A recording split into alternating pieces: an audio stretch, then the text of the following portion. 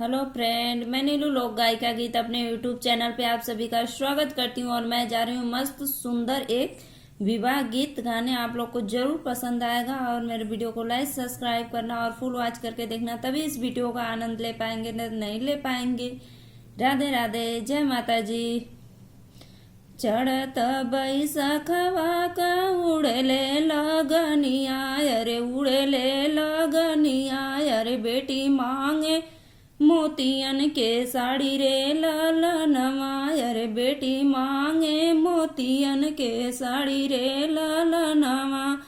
चढ़त बैसखवा का उड़ेले लगनिया, अरे उड़ेले लगनिया, अरे बेटी मांगे मोतियन का साड़ी रे ललनवा, अरे बेटी मांगे मोतियन का साड़ी रे ललनवा।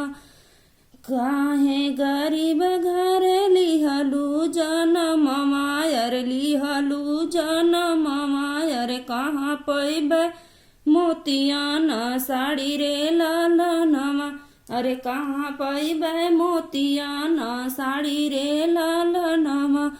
तोहर ही ससुर बेटी हवा सूबेदारवा, अरे हवा धान सेठवा, अरे उह पाही नहीं है तो है मोतियन साड़ी रे ललनवा, अरे तोहे दिहन मोतियन साड़ी रे ललनवा।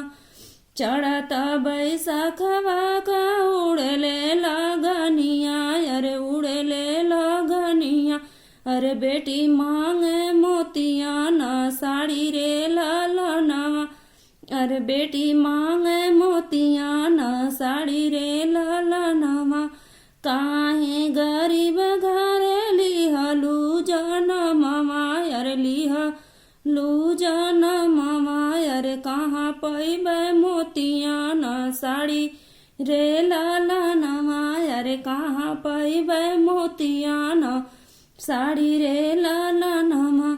तोहरे ही भसरू बेटी हम धान सेठवा, अरे हम धान सेठवा, अरे तोहे पाई नैहन मोतियन साड़ी रे ललनवा, अरे तोहे पाही नहीं है मोतियन साड़ी रे ललनवा। चढ़त बैसखवा का उड़ेले लगनिया, अरे उड़े ले लगनिया, अरे बेटी मांगे मोतियन साड़ी रे ललनवा, अरे बेटी मांगे मोतियन साड़ी रे ललनवा।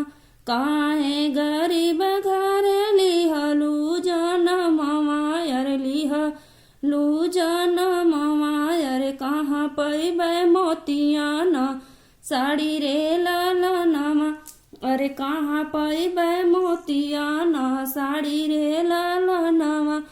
तोहरा ही देवरू बेना हवा धान सेठवा, अरे हवा धान सेठवा, अरे तोहे पाही नहीं है मोतियन साड़ी रे ललनवा, अरे तोहे पाही नहीं है मोतियन साड़ी रे ललनवा।